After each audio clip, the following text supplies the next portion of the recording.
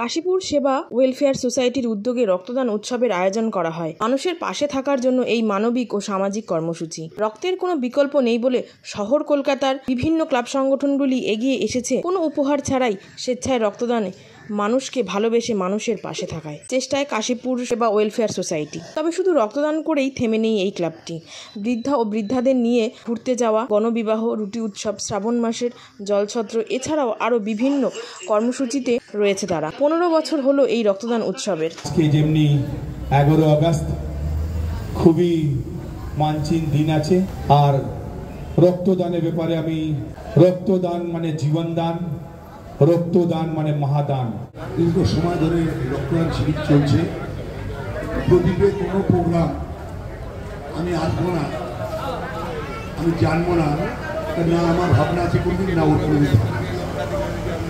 তাই প্রদীপের প্রোগ্রাম যখনই হোক দেরি হোক আগে এসে একবার আসতেই হবে। বিভিন্ন কাজে আমরা মনে করি আমরা একটা পরিবার যারা এখানে বসে আছে। আমি সবসময় চাই এটা একত্রিত করার জন্য, সব জায়গায় বলি যে এই সব মানুষকে যদি একত্রিত করা যায় উত্তর কলকাতা সবার থেকে এগিয়ে যাবে, এটা আমার ধারণা। সারা ভারতবর্ষের মধ্যে আজকে 11 তারিখ, আজকে খুবই ভালো দিন। অনেকেই যারা মঞ্চে ছিলেন সারা বছর ধরে ব্যস্ত রাখেন, তাই আমি এই ওয়েলফেয়ার সোসাইটিতে যারা আছেন কর্মকর্তারা তাদেরকে আমি নতমস্তকে প্রণাম জানাই, কারণ আপনাদের মতন সমাজসেবকরা এগিয়ে আসেন বলে।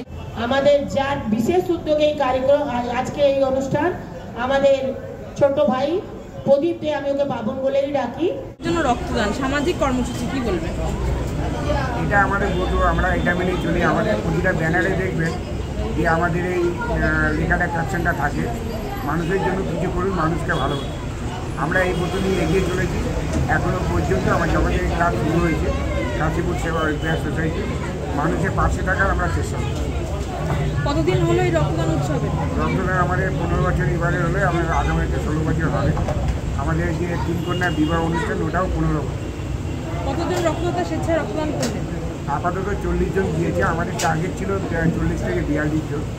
আমরা সেই করেছিলাম, তা আমাদের কোটা মোটামুটি ফুলফিল হলো। আর কি কি সামাজিক কর্মসূচি করে থাকেন সারা বছর? আমরা নতুন বছর শুরু করি 3 কন্যা শুভ বিবাহ দিয়ে, তারপরে থাকে মাধ্যমিক, উচ্চ মাধ্যমিক, তারপরে থাকে শ্রাবণ মাস, তারপরে বাচ্চাদের অনুষ্ঠান 15ই আগস্ট, তারপরে পুজোর সময় শাড়ি দান, শীতকালে কম্বল, আর ডিসেম্বরে নভেম্বরে আমাদের বয়স্কদের ঘুরতে যাওয়া। গতবার আমরা পুরী নিয়ে গেছিলাম, তার আগে আমরা তারাপীঠ, ইস্কন, আমরা সব জায়গায় নিয়ে গেছিলাম। আগামী বছরে আমাদের যাওয়ার ইচ্ছা আছে, জানি না ঠাকুরের কৃপায় কী হবে। জয় জগন্নাথ। এবারে আমরা ভাবছি যে অতি বয়স্ক যারা একদম বাড়ি থেকে বেরোতে পারে না, যাদেরকে কেউ নিয়ে যাওয়া নেই, আমরা তাদেরকে নিয়ে কিছু জায়গায় দর্শনীয় স্থান দর্শন করা। এই যে অনেকের মুখে আজকে শুনতে পাওয়া গেল, বিশেষ করে তিনপুরি উনিও বলে গেলেন যে কোনো গিফট ছাড়া মানুষের পাশে মানুষ রক্তদান করছে। দেখুন, এখন তো এটা চলছে, মানে স্বইচ্ছায় মানুষ আসছে, এটাই একটা ভালো দিক যে গিফট ছাড়া মানুষ রক্তদান করছে।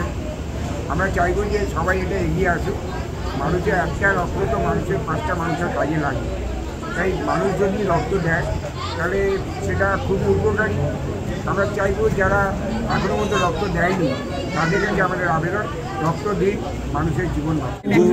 42 বছর ধরে এই রক্তদান আন্দোলন করে চলেছি।